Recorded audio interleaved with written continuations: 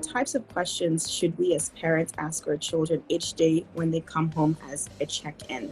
I like that. Mhm. That's really So I think the first thing to highlight is that you should check in with your children, because a lot of parents, well, I won't say that a lot of parents, but I can imagine that is where some parents consistently check in with their children, especially if you have multiple children like myself, so, and then making it genuine, right? You don't want it just to be something routine, because depending on the developmental stage, you can get I'm good, I'm an okay, but it doesn't provide you with the information that you need. It's just a quick kind of, hey mom, I'm good, but there may be something else underneath. Prior to doing the check-ins, I think it's important to cultivate relationships so that when you check in, you are more likely to get answers, right? If there's a relationship there, then your child is not going to trust you, and they're not going to want to open up because they won't even understand why they are. So it's important to establish who you are in their life, not just as a parent, but you're there as a support. And then you can, when you check in, if you're asking, how are you doing, be more specific. Like, how are you doing with, what is it? How are you doing with life? How are you feeling about the world? Have you watched the news? What is there something that I can help explain? But doing that, it's going to be different depending upon the age of the child. So that's a conversation with like your teenagers. If you have little ones, it may be more play-based. So think about it more so from how you're going to connect with the child, and not just how you tend to connect with people.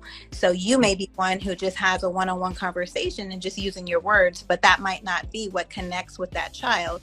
So if you have a little one, you may need to get on the floor.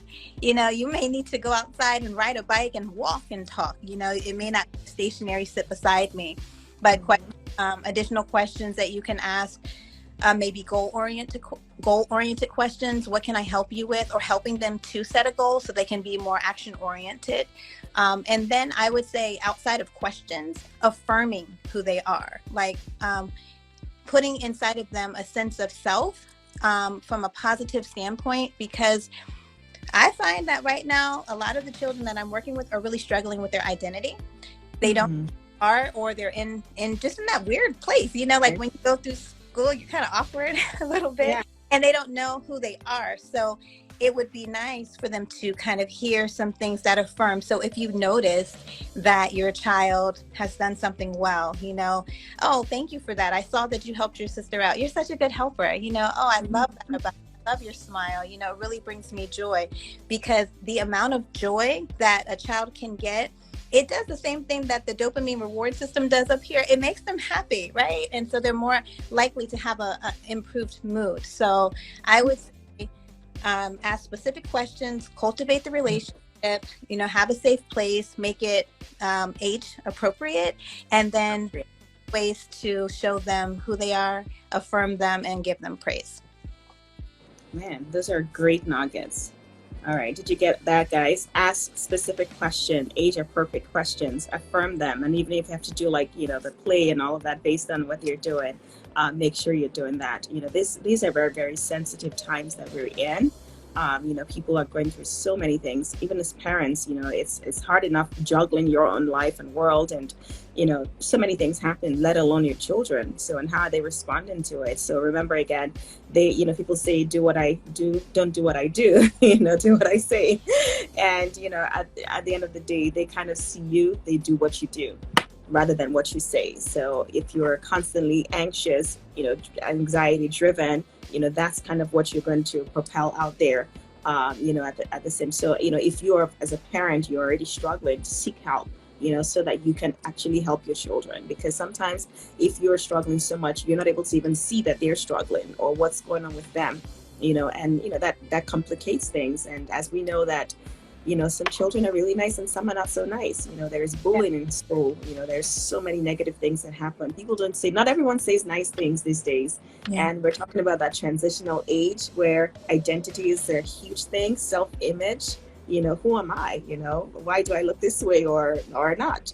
And who do I want to be, right? So these are like really, really big factors that feeds into, we say if we have self-esteem issues for so long, it, eventually over time leads to sadness. Sadness breeds depression. Depression breeds a whole lot of things. Yeah. And so these are different areas that we definitely want to these are different areas that we definitely want to target as, as parents, guardians, just even friends, just looking out for your nieces, your nephews. If you see any of those signs, make sure you're speaking up. Don't just take it like, oh, he's just having one of those days. Well, what are those days? Let's pause there and, go there, find out from him, her, what are they doing? What's going on? What's going on with school? And I love the fact that you said that, having a relationship, ahead of time. You want to be friends with your children. It doesn't mean that you want to, you want them, of course, there's respect, love, and all of that, but you want to be their friends so that when things happen, they come to you rather than going to their friends, which is what we see, especially within that teenage years and, just in between before becoming an adult at 18 and things like that. So I think those are really key. And what do you have to say with that, Dr. Shanice? So I was just going to add one more thing that came to my mind. Yeah. In the sense of like how you can maybe help facilitate a more like authentic relationship with your kids. Not being afraid to show your emotions, to show your humanity, right? So sometimes if we're sad, we may want to not be sad around our kids because we don't want them to worry.